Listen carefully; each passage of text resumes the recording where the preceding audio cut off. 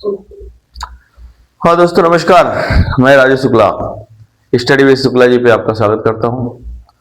आप द्वारा जो विश्वास लगातार मेरे में प्रकट किया जा रहा है उससे मैं बहुत अभिभूत हूँ, बहुत प्रसन्न हूँ और मेरा उत्साह दिनों दिन बढ़ता चला जा रहा है।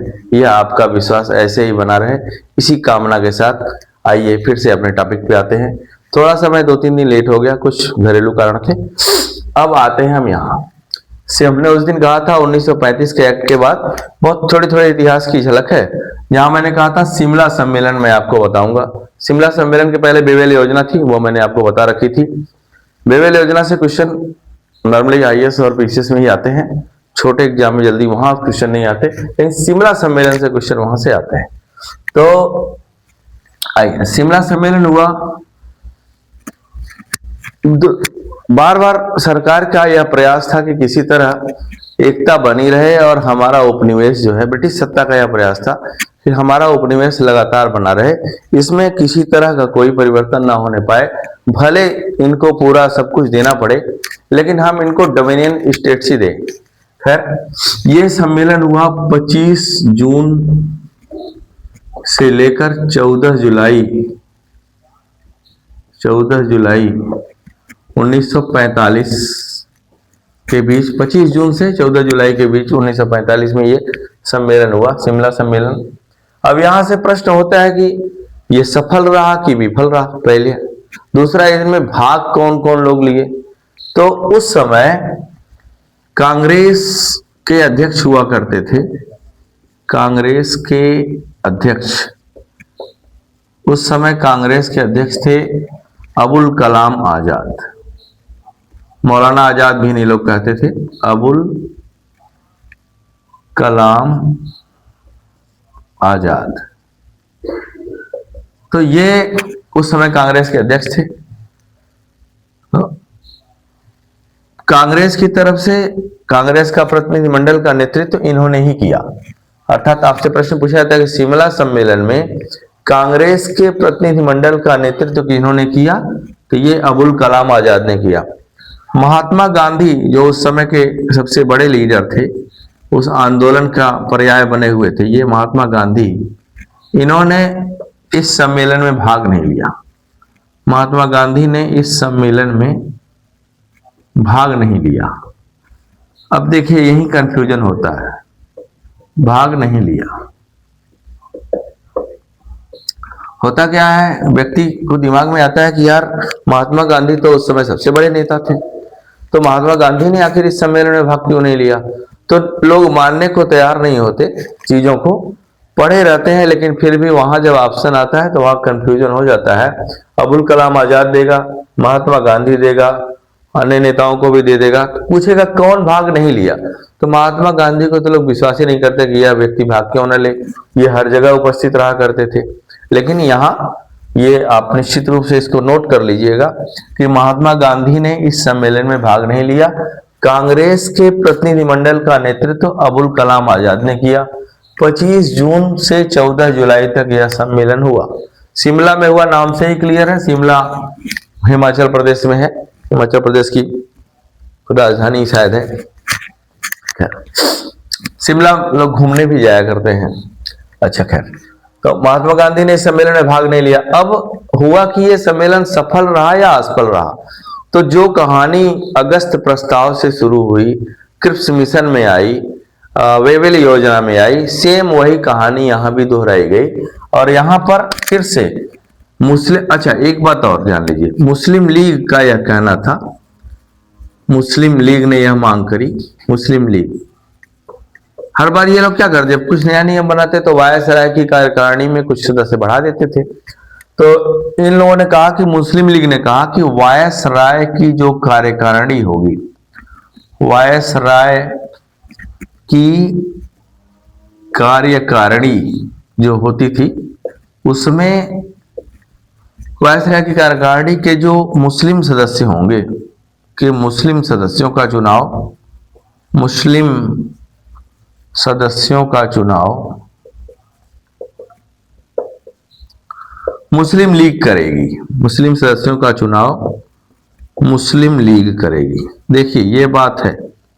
मतलब ये बात यहां तक आ गई है कि जिसको हम कहेंगे अर्थात जिसको हम सर्टिफिकेट देंगे वही वही जो है वही मुस्लिम, एक तरह से मुस्लिम माना जाएगा। अब ये बात 1909 से ये बीज पड़े थे, जो सांप्रदायिक निर्वाचन का हमने बताया था एक्ट 1909 से ये बात यहां तक पहुंच गई कि अब जो लोग मुस्लिम लीग के साथ नहीं होंगे उनको हम मुस्लिम नहीं मानेंगे। अब देखिए यहाँ यही सारी बातें आप सोचेंगे तो ये सारी बातें उभर के आ रही हैं। यहाँ ये कह रहे हैं कि मुस्लिम लीग का ये मानना, ये मांग थी, यहाँ पे मुस्लिम लीग की मांग थी, पहली मांग कि वायसराय की कार्यकारिणी के जो मुस्लिम सदस्य हैं उनका चुनाव मुस्लिम लीग करेगी। जबकि आप देख रहे हैं कि अबुल कलाम आजाद भी मुसलमान है और यह कांग्रेस के प्रतिनिधिमंडल का नेतृत्व कर रहे हैं।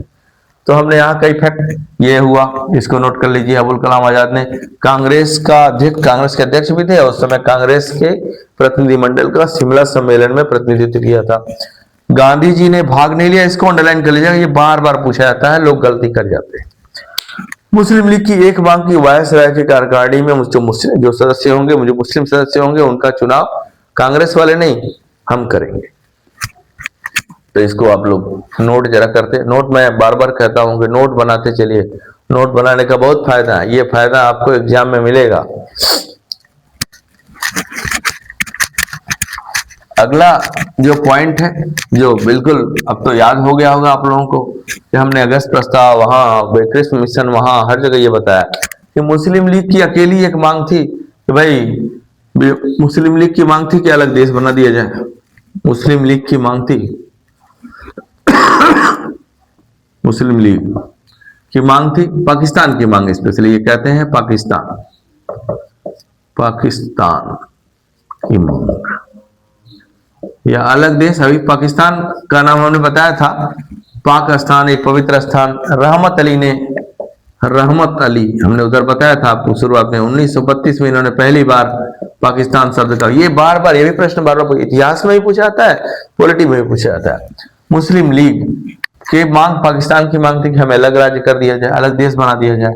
और कांग्रेस जो है वो नहीं चाहती थी कि देश का बंटवारा हो। कांग्रेस अखंड भारत की मांग पर अड़ी थी। ऐसी स्थिति में जब कोई हल नहीं निकला तो भाई यही दो पार्टियां थी, वहां पे ये झगड़ा हो गया और शिमला सम्मेलन जो है ये विफल घोषित हो गया। तो शिमला सम्मेलन सफल नहीं हुआ। सफल ना होने के पीछे रीजन यही था कि मुस्लिम लीग की अलग मांग, पाकिस्तान की मांग, और कांग्रेस की मांग, अखंड भारत की मांग। इसलिए शिमला सम्मेलन असफल रहा। यहां से जो बातें हैं वो मैंने आपको बता दिया, उसको नोट जरूर कर लीजिएगा। ये बातें तो बार बार अब आपको याद करनी ही रहेंगी। तो अब इसके बाद हमने उस दिन कहा था कि कुछ पॉइंट्स आपको हम बताएंगे शिमला सम्मेलन, और अब कैबिनेट मिशन की बात करते हैं। यहाँ पे सिर्फ कैबिनेट मिशन की कुछ तथ्य हम आपको बताएंगे। Cabinet mission 1946। अब द्वितीय विश्व युद्ध जब समाप्त हो गया तो इसके बाद वहां पर चुनाव हुआ, ब्रिटेन में चुनाव हुआ। चुनाव के बाद वहां पर सॉरी भाई, ब्रिटेन में चुनाव हुआ। ब्रिटेन में चुनाव कब? द्वितीय विश्व युद्ध के बाद। द्वितीय विश्व युद्ध के बाद हमने ये सब बताया, द्वितीय विश्व युद्ध कब से शुरू हुआ, प्रथम विश्व युद्ध कब से शुरू हुआ, ये सारी बातें हमने। द्वितीय विश्व युद्ध के बाद ब्रिटेन में चुनाव हुआ और वहां पर लेबर पार्टी की सरकार बनी। लेबर पार्टी जो उदारवादी कही जाती थी, उदारवादी इसका विचारधारा, उदारवादी विचारधारा की। इसमें लेबर पार्टी की सरकार बनी। इसके नेता थे सर क्लीमेंट एटली, ये वहां के प्रधानमंत्री बने। क्लीमेंट एटली, इनको नोट कर लीजिएगा। अब क्लीमेंट एटली जब वहां के प्रधानमंत्री बने तो जैसे आपके यहाँ पे लोकसभा और राज्यसभा है, उसमें हाउस ऑफ कॉमन्स और राज्यसभा है। हाउस ऑफ कॉमन्स वहां का निम्न सदन है, जैसे यहाँ का लोकसभा है, कोई भी निर्णय लोकसभा में होता है। क्लीमेंट एटली जब बने प्रधानमंत्री, तो अब देखिए दबाव इतना हो गया था, तमाम अंतरराष्ट्रीय दबाव बनने लगे थे, भारत में भी आंदोलन, यहाँ भी अंग्रेज कहने लगे थे कि यार रोज आंदोलन होगा, सत्ता ठीक से चल नहीं पा रही है, तो इनका भी मन धीरे धीरे बनने लगा था कि हम छोड़ के चले जाएंगे, आंदोलन से परेशान हो चुके थे। तो क्लीमेंट एटली जो थे, इन्होंने हाउस ऑफ कॉमन्स में घोषणा करी, हाउस ऑफ कॉमन्स में घोषणा करी, हाउस, ये पूछता है कहां इन्होंने ये बात, हाउस ऑफ कॉमन्स में, लॉर्ड सभा में, हाउस ऑफ कॉमन, हिंदी में लिख देते हैं भाई, हाउस ऑफ कॉमन्स में घोषणा की कि भारतीयों का अधिकार है कि वो अपने संविधान का निर्माण स्वयं करें। ये मांग पहली बार हम आपको संविधान सभा जब संविधान पढ़ाएंगे तो वहां बताएंगे, या संविधान जब और आगे इसके आगे जब पढ़ाएंगे तो बताएंगे कि पहली बार, वैसे तो 1895 में बाल गंगाधर तिलक ने कहा था कि स्वराज्य हमारा जन्मसिद्ध अधिकार है। फिर 1922 में गांधी जी ने कहा कि भारतीय अपने भाग्य का निर्माण स्वयं करेंगे, अर्थात अपना संविधान स्वयं बनाएंगे। और आगे अब ये बात अब जाके इनके दिमाग में बैठी है, लेबर पार्टी की सरकार के प्रधानमंत्री क्लीमेंट एटली हैं, जो हाउस ऑफ कॉमन्स में इन्होंने घोषणा की कि भारतीयों को अपना संविधान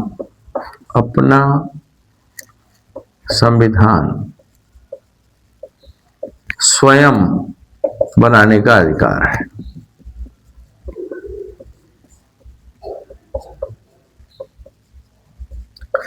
बनाने का अधिकार है। अब बताइए, ये बात इन्होंने कही, अर्थात ये, हालांकि महात्मा गांधी ने बाद में इस पर टिप्पणी करते हुए कहा कि पहली बार ब्रिटिशों ने कोई अच्छी योजना प्रस्तुत करी है। हमने आपको उनकी टिप्पणी जगह जगह बताई है कि क्रिप्स प्रस्ताव पे उन्होंने क्या कहा, अन्य बातों पे उन्होंने क्या क्या कहा, जो कहा है वो मैंने वहां बताया है, बाकी बातें इतिहास में बताएंगे। भारतीयों को अपना संविधान स्वयं बनाने का अधिकार, ये क्लीमेंट एटली ने हाउस ऑफ कॉमन्स में यह घोषणा करी थी। वो लेबर पार्टी के थे, लेबर पार्टी के चुनाव में जीत कर आई हुई थी। इन्होंने अपने कैबिनेट मंत्रियों को भारत भेजा। 14 मार्च ये जो घोषणा इन्होंने करी, घोषणा की डेट तो नहीं पूछी लेकिन फिर भी 14 मार्च 1946 को इन्होंने हाउस ऑफ कॉमन्स में घोषणा करी थी। House of Commons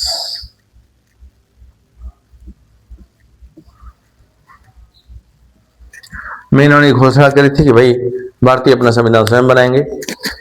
cabinet mission, इन्होंने कहा कि भाई अपने, ये चूंकि अपने कैबिनेट मंत्रियों को भेजा इसलिए कैबिनेट मिशन कहा जाता है। कैबिनेट मंत्री राज्य मंत्री क्या होती है मैं आपको बाद में समझाऊंगा। एक बार हल्का सा बताया भी था कि कैबिनेट मंत्री जो विभाग का प्रमुख होता है, अपना निर्णय खुद ले सकता है अपने विभाग के लिए। खैर, तो इसका अब आपसे जो प्रश्न बनता है, कैबिनेट मिशन में सदस्य कौन कौन थे और किसकी अध्यक्षता में भारत कैबिनेट मिशन आया। तो कैबिनेट मिशन के जो सदस्य, वो पहले व्यक्ति जो थे वो स्टैफोर्ड क्रिप्स, इनका नाम तो आप लोगों ने सुना ही होगा, स्टैफोर्ड क्रिप्स। ये अकेले आए थे क्रिप्स प्रस्ताव लेकर। दूसरे थे ए बी अलेक्जेंडर, नोट कर लीजिएगा इनको। और तीसरे थे लॉर्ड पैथिक लॉरेंस, पैंथिक, कहीं पे पैंथिक वैसे है, पैंथिक लॉरेंस, यही अध्यक्ष थे, कैबिनेट मिशन के अध्यक्ष थे। इसके पीछे एक रीजन था कि ये भारत सचिव के पद पर थे। भारत सचिव का पद कब सृजित किया गया ये हम आपको वहां बता चुके थे। 1858 के भारत शासन अधिनियम में भारत सचिव का पद सृजित किया गया था और इनके लिए एक भारत परिषद हुआ करती थी। बाद में क्या हुआ घटनाक्रम, वो आप हमारे जब शुरू के क्लास देखेंगे लगातार तो ये सारी बातें खूब बढ़िया समझ में आएंगी। अध्यक्ष कभी पूछता है भाई अध्यक्ष आखिर यही क्यों हुए, ये तो इनके बड़े खास हुआ करते थे स्टैफोर्ड क्रिप्स जो एक बार आए हुए थे भारत, लेकिन यह चूंकि भारत सचिव थे, भारत वाले मसलों को देखते थे, इसलिए ये अध्यक्ष बने। तो यहां से यह भी एक प्रश्न हो जाता है कि भाई लॉर्ड पैथिक लॉरेंस क्या थे, एक भारत सचिव थे, एक प्रश्न यह बनेगा, एक प्रश्न तो यह क्लियर है कि भाई ये यही अध्यक्ष थे। तो इनके नेतृत्व में कैबिनेट मिशन भारत आया। 24 मार्च 1946 को यह भारत आ गया और इसने जो है लगभग 3 बातें कही। एक कि जल्द से जल्द एक अंतरिम सरकार का गठन हो, अंतरिम सरकार का गठन हो। अंतरिम सरकार क्या होगी वो हम आगे बताएंगे। अंतरिम सरकार का गठन हो, संविधान सभा का गठन हो, जो संविधान बनाएगी संविधान सभा का गठन किया जाए, गठन किया जाए। और संविधान सभा कार्य कैसे करेगी इसका भी एक योजना, संविधान सभा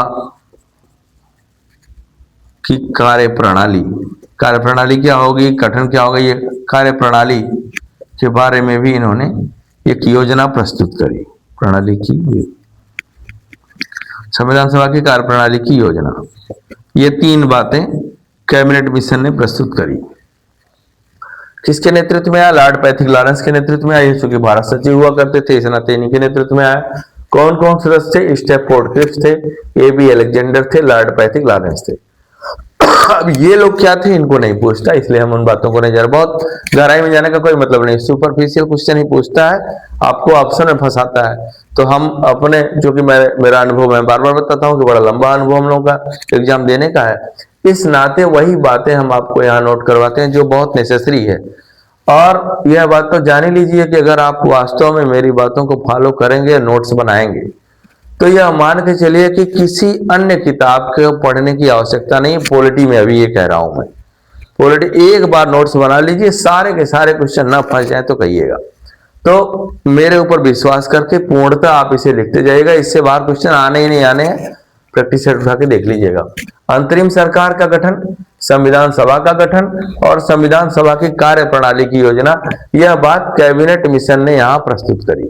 किसके नेतृत्व में मैंने बता दिया, इसको आप लोग नोट कर लीजिए।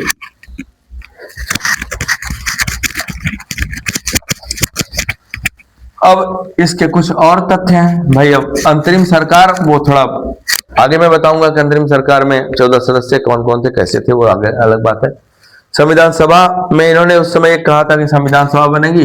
अच्छा, जो पहली बात इन्होंने योजना जो प्रस्तुत करे उसके जो कुछ पॉइंट है, पहला पॉइंट इन्होंने कहा कि एक अखिल भारतीय, एक भारत एक संघ बनाया जाएगा, अखिल भारतीय संघ का निर्माण किया जाएगा, संघ का निर्माण होगा, निर्माण किया जाएगा,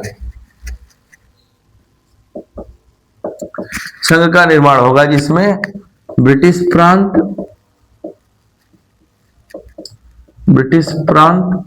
एवं देसी रियासतें शामिल होंगी, देसी रियासतें शामिल हों। यह बात 1935 में भी कही गई थी, लेकिन वहां पर यह कार्य रूप नहीं हो सका। यहां पर अब देखिए ब्रिटेन वाले चाह रहे हैं, तो अब यह होगा, संघ का निर्माण होगा, ब्रिटिश प्रांत एवं देसी रियासतें शामिल होंगी। दूसरा, इन्होंने ये मुस्लिम लीग का यह प्रस्ताव नहीं माना। उन्होंने कहा कि भारत एक संघ बनेगा जिसमें ब्रिटिश प्रांत और देसी रियासतों को शामिल किया जाएगा। भारत की एकता बनाए रखने के लिए इन्होंने कहा, जो मुस्लिम लीग बार बार यह कह रही है कि अलग देश, पाकिस्तान की मांग, तो भारत की एकता बनाए रखने के लिए, भारत की एकता बनाए रखने के लिए, एकता बनाए रखने के लिए, बनाए रखने के लिए मुस्लिम लीग की अलग राज्य की मांग, मुस्लिम लीग की, आप पाकिस्तान की मांग लिख सकते हैं, पाकिस्तान की मांग को नामंजूर कर दिया गया, अस्वीकार कर दिया गया, अस्वीकार कर दिया गया। अब बताइए ये लोग मानेंगे? लेकिन फिर भी कर दिया गया। 2 पॉइंट हो गए। पहला, एक संघ का निर्माण होगा जिसमें ब्रिटिश प्रांत में देसी रियासतें शामिल होंगी। दूसरा, भारत की एकता बनाए रखने के लिए मुस्लिम लीग की मांग को स्वीकार नहीं किया गया, अलग पाकिस्तान की मांग को अस्वीकार कर दिया गया। भाई नहीं नहीं मानेंगे। यह कैबिनेट मिशन की बात है। अब ये माने कि नहीं माने, ये बात आगे हम आपको बताएंगे। तीसरा, इन्होंने कहा कि अब जो संविधान सभा का जो गठन होगा उसमें इन्होंने एक हल्का सा जान लीजिए 389 सदस्य होंगे जो ब्रिटिश प्रांत से होंगे। 389 सदस्य, ये तथ्य है जो बार बार पूछा जाता है। हम संविधान सभा में इस बात को बताएंगे, लेकिन यहाँ हल्का सा मेंशन कर दे रहे हैं। 389 सदस्य ब्रिटिश प्रांत से होंगे, 93 सदस्य देसी रियासतों से होंगे, देसी रियासतों से होंगे,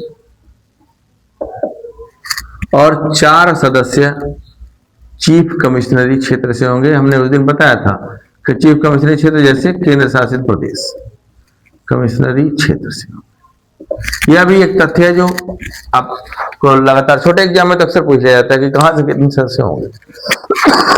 सॉरी। और अब इनका जो चुनाव होगा, इनका जो चुनाव की बात की गई, ये कहा गया कि संविधान सभा के जो सदस्य होंगे इनको जो प्रांतीय विधानसभाओं के सदस्य हैं, प्रांतीय विधानसभाओं के सदस्य हैं, तमाम प्रांत हैं, उन प्रांत में विधानसभा में तमाम, अब भारत गैर सरकारी सदस्य भी हुआ करते थे, सरकार मतलब ब्रिटेन के भी सदस्य होते थे, भारत के भी सभा। तो प्रांतीय विधानसभाओं के जो सदस्य हैं वही अप्रत्यक्ष चुनाव प्रणाली द्वारा, अप्रत्यक्ष चुनाव प्रणाली, चुनाव प्रणाली द्वारा चुने जाएंगे, द्वारा चुने जाएंगे। कौन? जो ब्रिटिश प्रांतों के होंगे चुने जाएंगे। अप्रत्यक्ष चुनाव प्रणाली ऐसे समझ लीजिए जैसे भारत में राष्ट्रपति का चुनाव होता है, उपराष्ट्रपति का चुनाव होता है, तो हम अपना प्रतिनिधि विधायक चुन देते हैं, सांसद चुन देते हैं, सांसद विधायक फिर वोट करते हैं, उसको ऐसे समझ लीजिए कि वो अप्रत्यक्ष चुनाव प्रणाली। तो उस समय जो प्रांतीय विधानसभाओं के विधायक हुआ करते थे या सदस्य हुआ करते थे, वही लोग जो है चुन लेते थे कि भाई इन प्रांतों से ये सदस्य, और प्रत्येक सदस्य जो है, ये सदस्य होंगे, प्रत्येक सदस्य जो है वो 10 लाख जनसंख्या का प्रतिनिधित्व करेगा। मतलब 10 लाख की जनसंख्या पर एक व्यक्ति चुना जाएगा जो संविधान सभा में बैठेगा, संविधान सभा में वो संविधान बनाने के लिए बैठेगा, 10 लाख जनसंख्या का प्रतिनिधित्व करेगा। ठीक है, इसको आप अपने हिसाब से जब नोट बनाइएगा तो अपना सेंटेंस बना लिया करिएगा कि अर्थात जो व्यक्ति संविधान सभा में चुना जाएगा वो हर व्यक्ति 10 लाख की जनसंख्या का प्रतिनिधित्व करेगा। यह प्रांत की बात कह रहा हूं मैं, ब्रिटिश प्रांतों, ब्रिटिश प्रांत से जो सदस्य संविधान सभा के लिए चुने जाएंगे वह उनको प्रांतीय विधानसभाओं के सदस्य अप्रत्यक्ष चुनाव प्रणाली द्वारा चुनेंगे, न कि वयस्क मताधिकार पद्धति द्वारा, जो आज यूज की जाती है, जो वर्तमान में भारत में व्यवस्था है वयस्क मताधिकार पद्धति, कि जो व्यक्ति 18 वर्ष का हो गया वो वोटर हो जाता है। इस व्यवस्था के तहत ये नहीं चुने गए, ये लोग क्या, वही जो प्रांतीय विधानसभाओं के सदस्य होंगे वो लोग चुन लेंगे। और जो दूसरी बात बताई गई कि भाई अब देशी रियासतों के प्रतिनिधि कैसे आएंगे, यह थोड़ा सा टिपिकल पॉइंट है, इसको थोड़ा समझना पड़ेगा आपको कि देशी रियासतों से जो लोग चुने जाएंगे, देशी रियासतों के जो प्रतिनिधि होंगे वो कैसे चुने जाएंगे, तो इनका चुनाव कैसे होगा, देशी रियासतों के प्रतिनिधि। तो यह जो प्रांतीय विधानसभाओं के सदस्य हैं, प्रांतीय विधानसभाओं के सदस्यों से एक कमेटी बनाई जाएगी, विधानसभाओं के सदस्यों से बनी एक समिति तथा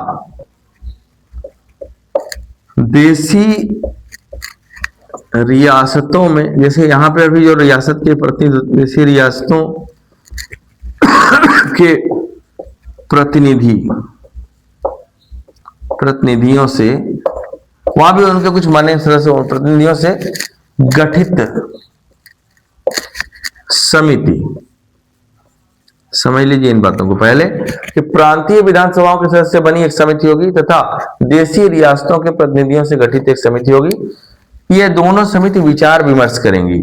इसको हम समझौता समिति कहते हैं, समझौता समिति। ये समझौता समिति की सिफारिश पर देशी रियासतों के प्रतिनिधि संविधान सभा में चुने जाएंगे। सिफारिश पर देशी रियासतों के प्रतिनिधि संविधान सभा में चुने जाएंगे। ये बातें हालांकि छोटे एग्जाम में तो पूछी नहीं जाती, जो लोग सिविल की तैयारी करते होंगे उनके लिए ये बातें थोड़ा सा मायने रखेंगी। आईएसपीसीएस में ये क्वेश्चन पूछी जाएंगे। अरे संविधान सभा में सिफारिश पर देशी रियासतों के प्रतिनिधि संविधान सभा में चुने जाएंगे।